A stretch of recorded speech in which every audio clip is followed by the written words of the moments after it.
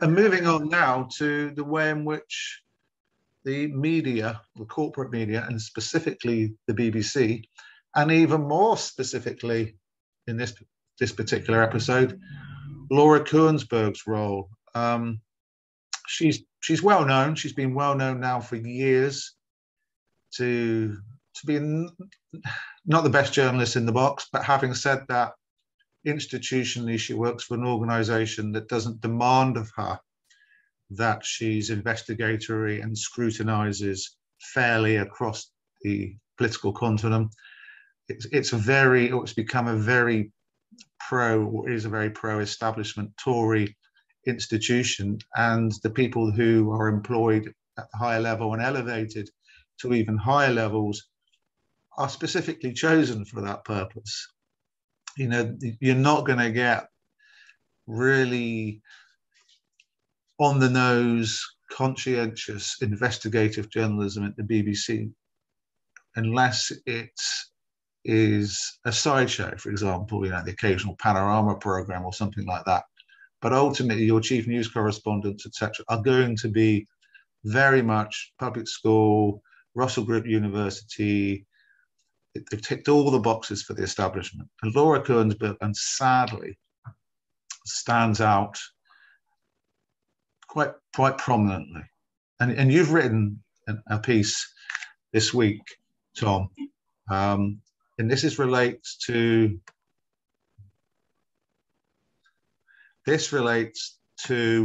the issues around global warming and climate, and the whole nature of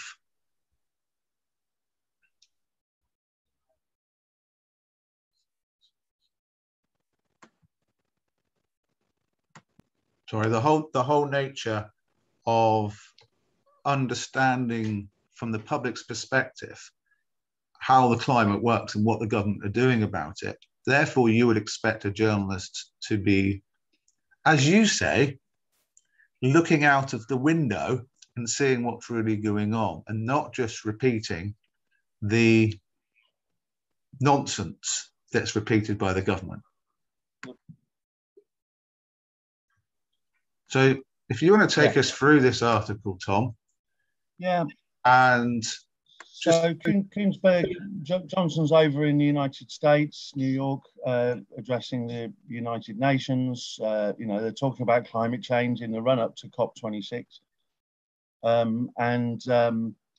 Kuenssberg interviewed him, as done on a couple of occasions this week.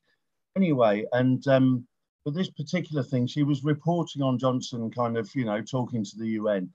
And I'll just read through what I put, BBC's Tory Kuenssberg is at it again, having been found by the BBC Trust to have reported deceitfully on Jeremy Corbyn, and having been regularly criticised for simply repeating the Tory lies, propaganda given to her by Downing Street, which she just seems to regurgitate without question.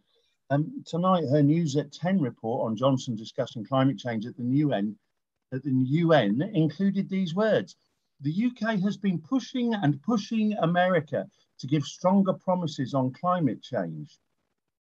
I said, really? How? When? Is there any evidence of this? And I absolutely don't believe it. First, we've heard of that, and no other indication that that's true. No evidence of that. And then she said, Boris Johnson's mission to try to push other countries into line, as if we're in line on climate change, as if we're in any way taking a lead on measures to stop the climate crisis. We absolutely have not been doing. It's just been words from Johnson, not action. The actions we've taken on climate change have been pitiful, appallingly minuscule in their effect. So the idea that we're some world leader is just absolute nonsense and disgraceful for her to be suggesting that. And it cut to Johnson at the United Nations saying, everybody always agrees that something must be done, which sums him up, really. Yes, that's him. And then she said, over the top of that, she said, saying something isn't enough for him. presenting him as some sort of man of action on climate change. I mean, it's just ridiculous. It's just a joke for her to do that. As far as I know, her salary doesn't come directly from the Conservative Party, just indirectly. On top of this, she said, yet what hope is there really when vast countries like China, India, huge emitters of carbon, aren't quite so keen? That's a shocking thing to say, given that the UK's carbon emissions per capita are higher than those countries. And also given that citing China and India as the big problem is what the people who don't want us to do anything, to take any action on climate change do. They'll say, oh, what's the point? Because it's all, China and India are pumping out loads of carbon and creating the problem. We're only tiny in comparison. At the same time, they want to claim that we're the fifth largest economy in the world, and we still dominate the economic landscape of the world. But anyway, but doing that is just absolutely irresponsible and very shocking. And the message that the public will have got from a 2-minute piece on BBC's flagship news programme, the message they'd have got from Kuenssberg is the UK is taking strong action to tackle climate change. Absolutely untrue. Johnson is a man of action and doing his best to persuade other world leaders to do as great a job as he is in the UK. Obviously, completely untrue. And there's not much hope or point us taking action if some big countries that we don't like and love to blame aren't doing enough. Appalling for her to be promoting that message. So, yeah, it was a really awful piece of journalism. And, there was a meme that I posted with that basically, it's quite a well-known meme that sort of says journalism 101. If two people are saying something, your job isn't just to repeat both of them. Your job's to look out the window. If one person says it's raining and one person says it's not raining, your job isn't to repeat both arguments. It's to look out the bleeding window and see if it's raining. And that argument doesn't need two people. It can just be about whether Johnson is telling the truth or not. And her job isn't just to repeat the lies fed to her by Tory Central Office and Downing Street. It's to at least occasionally check whether there's any veracity to it, any truth. And there was a little follow-up because the next day she interviewed Johnson on the top of a skyscraper in New York. He was waffling when she was talking about the problems that people are facing in the UK with cuts to universal credit, massive increases in energy bills, and other things, meaning that, in the increase to national insurance, meaning a lot of people already suffering with poverty are going to be really, really hit harder than ever and really suffering, probably particularly this winter with winter heating bills. And she was making that point reasonably to Johnson. Johnson was waffling and she kept interrupting him to sort of stop him waffling, which was sort of fair enough, but it wasn't actually a hard-hitting interview. She just was interrupting him to try to get him to answer that one question, that one point. And then he did the thing that he often does when he's under any kind of pressure, which is tell a big lie. And he said, wages are now rising under this government for the first time in decades. For the first time in decades, right? Wages are now rising. Staggering. And she completely ignored that, allowed him to say it. They put it out on the BBC, knowing that it was a huge lie, knowing it was a ridiculous, preposterous lie. She completely failed to change it. She should allow, any journalist should have laughed in his face and said, "You what? Explain that." But what on earth do you mean? That's a preposterous load of nonsense, isn't it? Any decent journalist would have done that, but she just completely failed to respond to it at all. Reminded me of the time that Piers Morgan interviewed Donald Trump not long after he became president, came to this country, and Morgan did was the first British journalist, you can call him that, to interview Trump. This was back at the time that Piers Morgan was, best friends with Trump and acted very sycophantically throughout the interview. This was before Morgan finally, after several years, finally realised that Trump was a racist, narcissist nutcase, and and fell out with him, and Trump sort of unfriended him, having received a bit of criticism over his racism from Morgan. But anyway, going back to the first of the two very sycophantic interviews Morgan did with him, he allowed Trump to talk absolute nonsense about climate change. Trump did that thing where he conflated the weather with climate change, saying, well, we've had a really bad cold snap in New York, so this global warming can't be true, can it? Just utterly, a bozo level of discussion and intelligence, and just utterly ridiculous. And Morgan just laughed along with him, didn't tackle him over that, just allowed him to talk the most ridiculous nonsense about climate change. And it made me think, sometimes these journalists, they have their set questions, and as soon as they've asked one, they don't listen to the answer. They're thinking about the next one. They don't really care what's said, and they're certainly not attuned to picking up on what's said and criticizing it in any way, especially when it's Kuenssberg interviewing Johnson, or Piers Morgan, back at the time he was best friends with Trump, interviewing Trump. They've got no desire to listen and be critical to the lies and nonsense that these people are saying. So yeah, poor journalism all round, essentially. And ultimately, it is institutional. It ultimately is, without getting into too much detail now, it's effectively about the media now as a 24/7 experience. It's competing with each other, and it's become more and more what we call populist. In other words, it's not interested in giving both sides. It's not interested in being intellectual. It's interested in just getting hits and viewers so it can boost its advertising revenue. That is it. So ultimately, if that's the experience you're getting from your news, when it comes to holding your politicians and those people in power to account, all you're going to have, like you have in GB News now, is a load of shock jocks who are effectively just saying things for effect. But the problem GB News have is that the advertisers have seen right through it. And they're now basically either saying, we have no intention whatsoever of having anything to do with this particular network, or they're saying, we made a mistake and we're walking away. And the BBC is a non-advertising experience. So it's funded by the license payer, i.e. the taxpayer.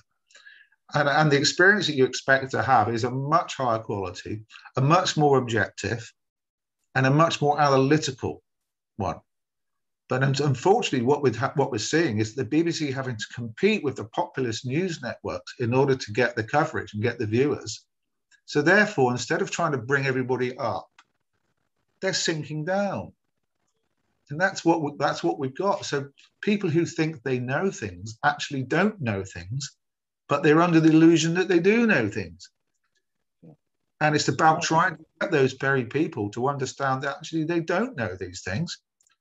And they've then got to say, you're right, but they don't. Most of them can become defensive and argue that they know as much, their opinion is valued as much as yours or mine. Well, unfortunately, opinion has to be based on knowledge, and it has to be based on some sort of objectivity, where you've done some sort of methodological process in order to extract the information that's of value.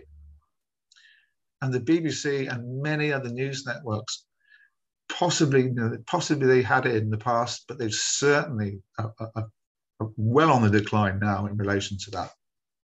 Yeah, absolutely. And there's often this debate between people from the left and right of the political spectrum about the BBC. People on the right think it's full of lefties and has a left-wing slant. People on the left know that it's full of conservative supporters at the top level, under this government it has been. What a lot of people don't know is that that there was essentially a bit of a coup. There was a takeover of the BBC by the Conservative Party back in 2017. Up until then, it had a board of 12 independent directors. And of course, the BBC has always been part of the establishment and has always supported really whatever government is in power and promoted their message.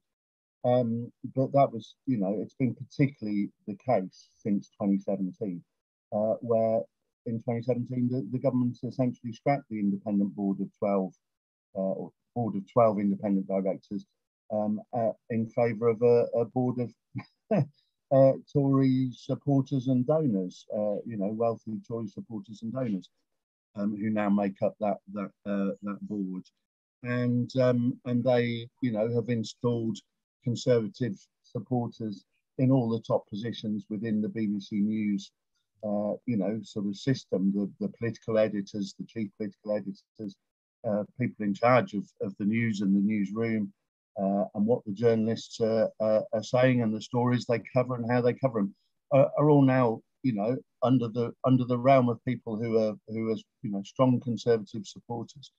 And we can see that in the coverage that's been put out. We saw it very much in the election with Kuenssberg and others saying things that they absolutely shouldn't say if they were independent and impartial. Absolutely. So there has been a takeover by the right of our BBC. It's a shame. It's all part of undermining the BBC in favour of commercial stations. Yes. It was mostly people on the left that stuck up for the BBC. People on the right preferred the commercial channels and criticised the BBC for being lefty. And people on the left generally defended the BBC. Now, rather cleverly and sadly, the Tories have corrupted the BBC so that people on the left now hate it too.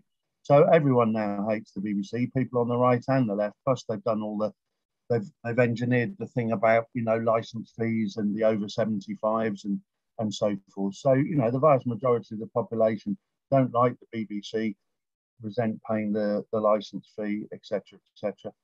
And and I think it's all part of the BBC's demise. When I say demise, it's likely to get split up into various, in future it's likely to get, divided up into chunks, which will be sold off, privatised, and become subscription channels.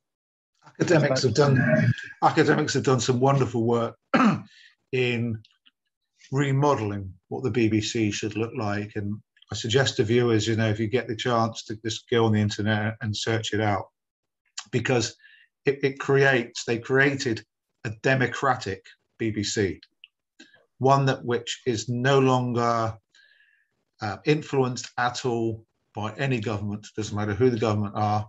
They're put into a separate Quango organisation, completely separate, completely independent, with a whole cross spectrum, politically, etc., culturally, of representation, in which the programming will reflect the nation, but the programming will also reflect, as a state broadcaster should, every conceivable angle. And that's the way we need to go. We shouldn't abandon something and shove it off into the private sector where we know it will just decay even more. It will just become a football to be kicked by profiteers.